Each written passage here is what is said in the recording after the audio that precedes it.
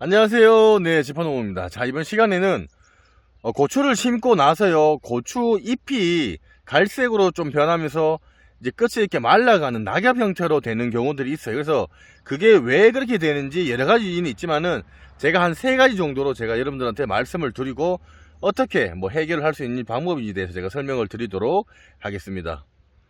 자, 이렇게 이제 우리가 이제 정식을 하고 나서 보통 한 일주일이나 2주일 정도가 지나고 나면은 여러분들이 잎이 심한 경우는 보세요. 여러분들 이런 식으로 갈색으로 변하면서 말려가면서 낙엽 형태로 되면서 이게 지금 떨어지는 그런 이제 문제가 발생을 합니다.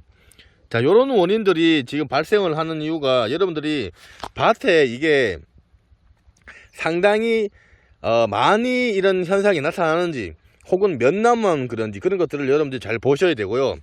가장 첫 번째가 뭐냐면 이 육묘상에서 여러분들이 관리를 잘못을 했기 때문에 들어와서 얘네들이 그런 현상이 나는 경우가 가장 첫 번째예요. 그래서 육묘상에서 왜 어떤 거가 문제가 되냐면 우리가 고추 심기 전에 물비료를 비율의 희석 배수에 맞춰 갖고 주지 않고 보통 촌에는 그냥 한 줌 지어서 물통에다 해서 타서 고추가 나가기 전이라든지 그때 이제 물비료를 줘요.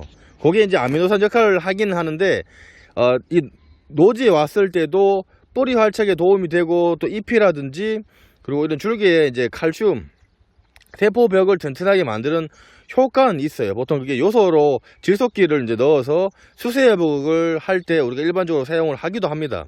자, 그런데 희석 배수를 잘못 해갖고 그냥 계량컵이라든지 이런 거에 기준에 맞춰 갖고 하지 않고 그냥 눈대중으로 하다 보면은 농도가 짙어지면요, 처음에는 그게 나타나지 않지만은 정식을 해놓고 심어 놓으면은 이런 식으로 나타나게 되는 거예요. 잎 자체가 보시면 이렇게 갈색으로 된다거나 이런 식으로. 그리고 요즘 또 추가적으로 말씀을 드릴 건 뭐냐면 황이 들어가는 제품들이 있어요.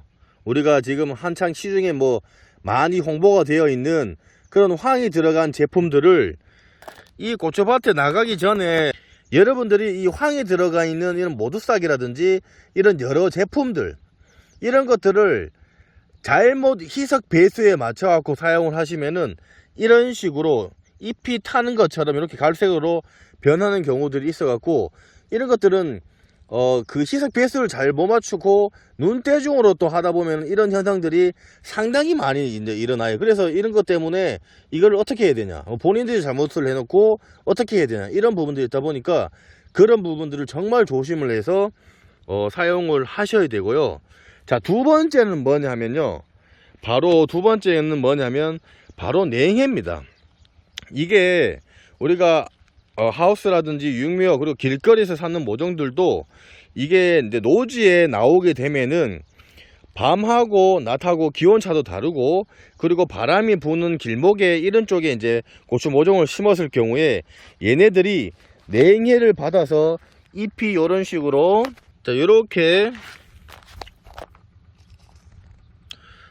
되는 게 냉해에 의해서 이런 식으로 피해를 봐서 문제가 되는 경우가 이렇게 있습니다.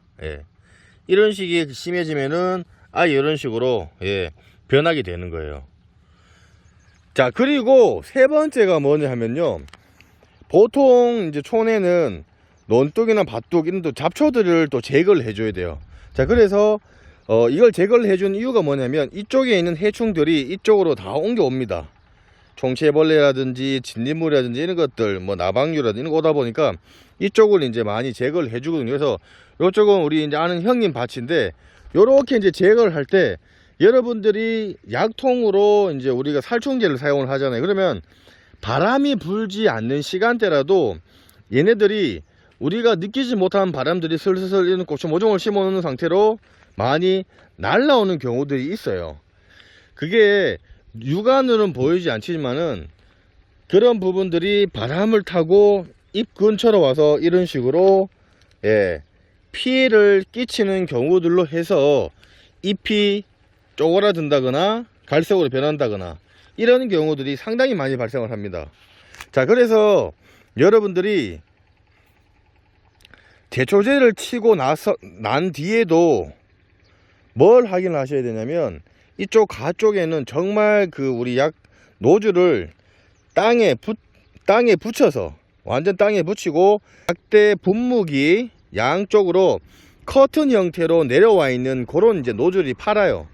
자, 그렇게 되면은 고네들이 땅에다 대고 쳤을 때 이 애들한테 날라오지가 않아서 피해를 주지 않게 되는 거예요. 그래서 이게 본인들이 있는데 이제 제초제를 치다 보면은, 신경을 이쪽으로 쓰다 보면은 바람 때문에 치면 일로 날아옵니다. 예.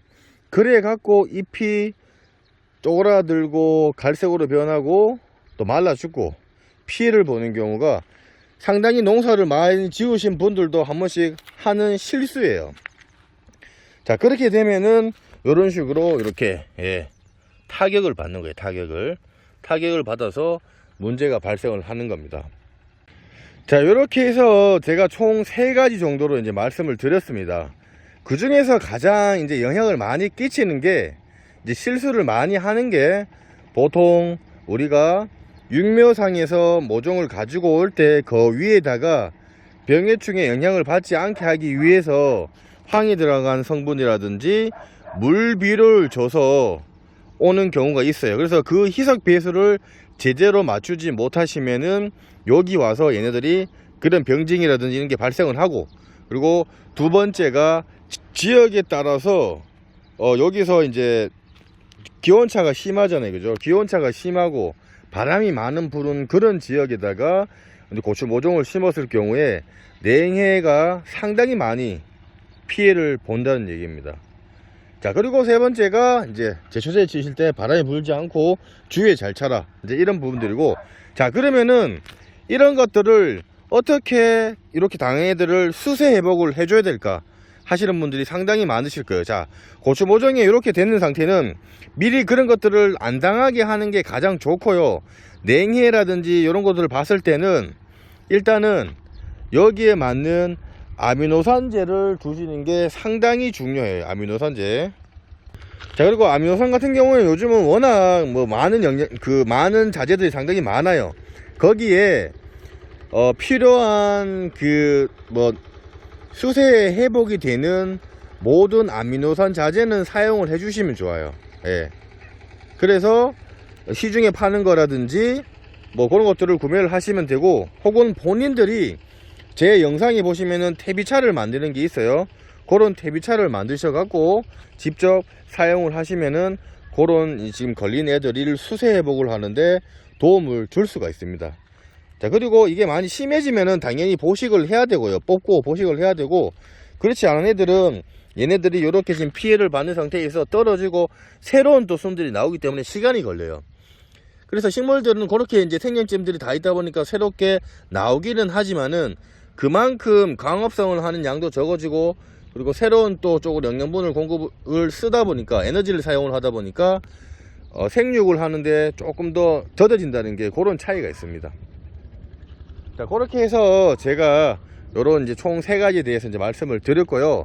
이것 말고도 다른 여러 가지들도 있지만은 전반적인 그런 이제 문제가 되는 3가지에 대해서 말씀을 드렸으니까 여러분들도 그런 부분들 잘 기억을 하셨다가, 예, 그런 피해가 생기지 않도록 잘 예방을 하시기를 바라겠습니다. 자, 보시면서 궁금한 사항이 있으시면은 댓글 남겨놓으시면 제가 상세하게 설명을 해드릴 거고요. 조금이나 도움이 되셨으면 저희 지포농부 구독하기와 좋아요 공짜고 무료입니다. 네, 구독하기 좋아요 부탁드리겠습니다. 감사합니다.